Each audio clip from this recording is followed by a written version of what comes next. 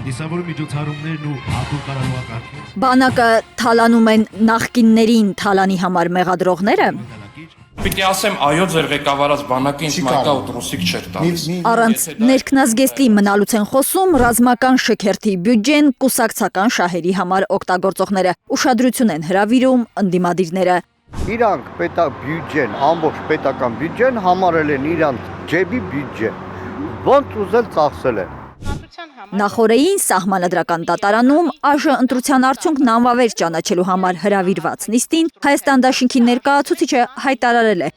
Քարոզարշավի օրերին ահռելի գումար է ծախսվել վարչապետի աշխատակազմի ավտոբուսային վոյաժների համար պետբյուջեից։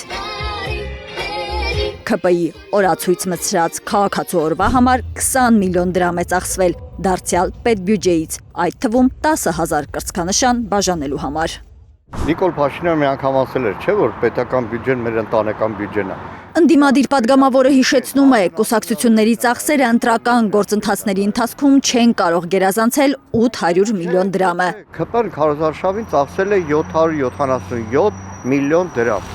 Բայց ամեն ինչ կարգին է միայն փաստաթղթերով։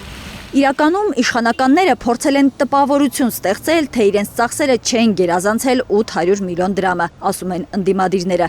Սխալ տվյալներ են նկատել ՔՊ-ի գնումների պայմանագրերում։ Այս միկրոֆոնը արժի 1000 դրամ։ Չի կարող այս միկրոֆոնը օրինակ Երևանի քաղաքապետարանի որևէ միջոցառման ժամանակ լինի 2000 դրամ։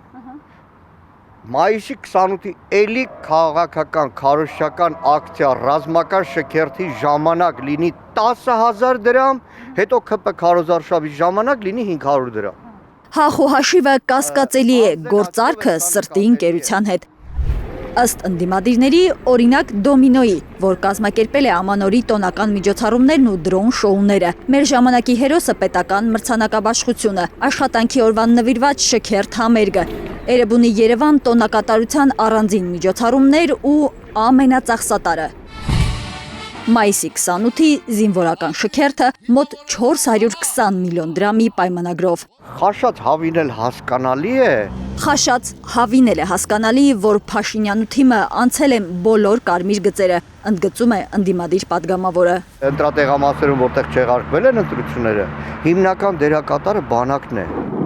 Ժողովրդի անվտանգության երաշխավոր բանակը քաղաքական գործիքի են ուզում վերածել։ Ուղղակի հարյուրավոր զինվորների օգտագործել են մինչև վերջ։ Լավ ասում եմ, այնտեղ մարտական հերթապահության էր Մեղրիում ուշ հասցրեցի։ Բայց Նուբարաշենում մարտական հերթապահություններ չկան, նույն Զորամասում զինվորներ են, ընթրիքի ժամից 5 պակաս։ Զինվորին կտրել են ընթրիքից, բերել են ընտրատեղամաս, որ ընտրատեղամասը ժամը 8-ին փակվի, զինվորները լինեն ներսում եւ ազատ քվեարկություն կազմակերպեն։ Այսքան առհամարանք, այսքան ատելություն շարունակական է, հետո արդեն յետընտրական շրջան 25-օրյա վարժական հավաքները որպես պատժի միջոց օգտագործել։ Էլ որն ասել։ Ընդդիմադիրներն ասում են, պատահական չէ, որ դիսկոմֆորտի մեջ են իշխանականներն ու հատկապես ԿԸՀ ներկայացուցիչները։ Կենտրոնական ընտրական հանձնաժողովի նախագահի տեղակալ Նունե Հովանիսյանն է։ Քիչ անց Հայաստան դաշինքի ներկայացուցիչ Հովանես Խուդոյանը սահմանադրական դատարանում հայտարարելու է. ընտրական մատյաններում արձանագրել են ավելի քան 27000-ով պակաս ստորագրություն, քան ընտրողների թիվն է։ Արփիս Քեսյան, Նորայր Շարբաթյան, Հարություն Մաթևոսյան, Հայլուր։